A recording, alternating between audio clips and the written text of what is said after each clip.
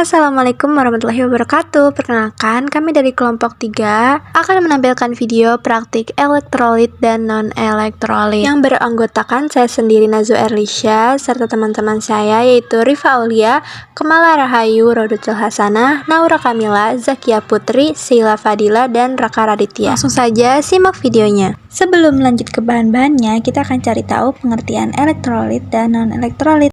Pengertian elektrolit. Elektrolit adalah suatu zat yang larut atau terurai ke dalam bentuk ion-ion dan selanjutnya larutan menjadi konduktor elektrik. Ion-ion merupakan atom-atom bermuatan elektrik. Elektrolit bisa berupa air, asam, basa, atau berupa senyawa kimia lainnya. Elektrolit umumnya berbentuk asam, basa, atau garam. Pengertian non-elektrolit. Non-elektrolit adalah senyawa kimia yang tidak dapat mengionisasi dalam larutan air, sehingga tidak menghasilkan ion-ion yang dapat menghantarkan arus listrik. Ini berarti larutan non-elektrolit tidak memiliki kemampuan untuk menghantarkan listrik. Contoh senyawa non-elektrolit termasuk gula atau sukrosa, urea, dan etanol. Saat larutan non-elektrolit dilarutkan dalam air, molekulnya tetap utuh dan tidak terurai menjadi ion-ion seperti yang terjadi pada elektrolit.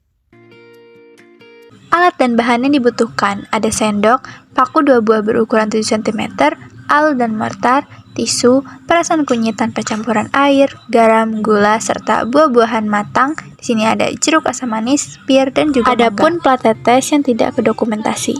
Lalu selanjutnya ada bahan-bahan yang dikategorikan sebagai bahan elektrolit yaitu adalah garam. Lalu yang non-elektrolit ada gula, pir, jeruk asam manis, dan kunyit. Sebelumnya, bahan pun sudah dicampur dengan cairan aqua. Membuat larutan garam. Yang pertama, masukkan garam ke dalam airline menyer sebanyak 40 ml. Yang kedua, tuangkan cairan aqua sebanyak 40 ml sehingga total di dalam airline menyer 80 ml. Yang ketiga, aduk menggunakan batang pengaduk hingga tercampur sempurna atau larut. Membuat larutan gula. Yang pertama, masukkan garam ke dalam airline menyer sebanyak 40 ml. Yang kedua, tuangkan cairan aqua sebanyak 40 ml sehingga total di dalam airline menyer 80 ml. Yang ketiga, aduk menggunakan batang pengaduk hingga tercampur sempurna atau larut. Langkah membuat cairan mangga. Kupas mangga lalu ambil bagian sarinya menggunakan sendok.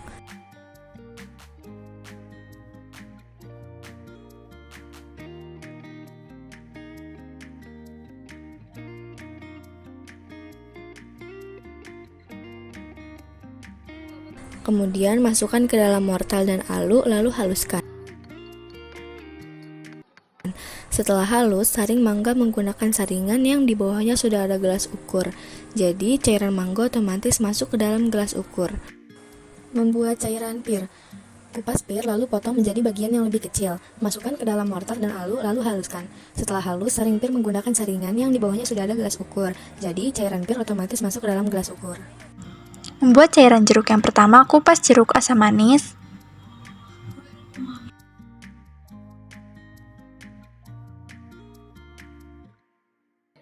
Peras buah jeruk menggunakan tangan. Setelah semua bahan siap, masukkan masing-masing sari buah ke dalam plat tetes menggunakan pipet, begitu juga air kunyit, garam, dan gula. Kertas lakmus biru dan merah bersamaan ke dalam masing-masing sari buah yang sudah ada di plat tetes.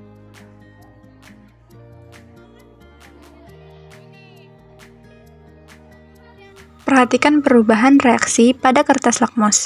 Jika reaksi pada cairan yang berada di pipet tetes lalu diberi kertas lakmus itu berubah menjadi warna merah, artinya bersifat asam. Jika berwarna ungu, berarti bersifat basa, dan ketika tidak berubah warna, berarti netral.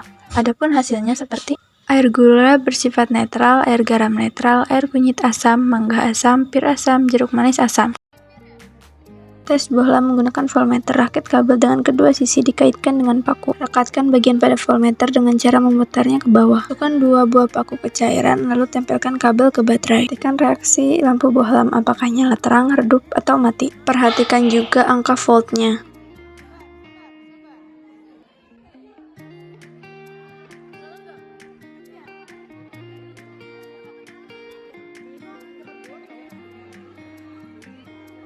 Lakukan hal yang sama pada semua cairan.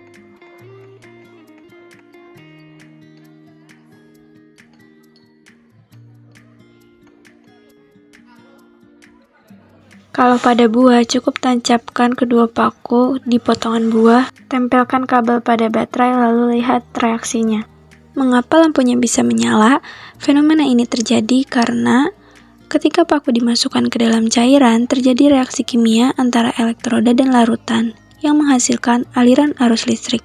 Jika larutan adalah elektrolit, ion-ion yang akan terlarut dalam larutan dapat bergerak dan menghantarkan arus listrik, menyebabkan lampu menyala.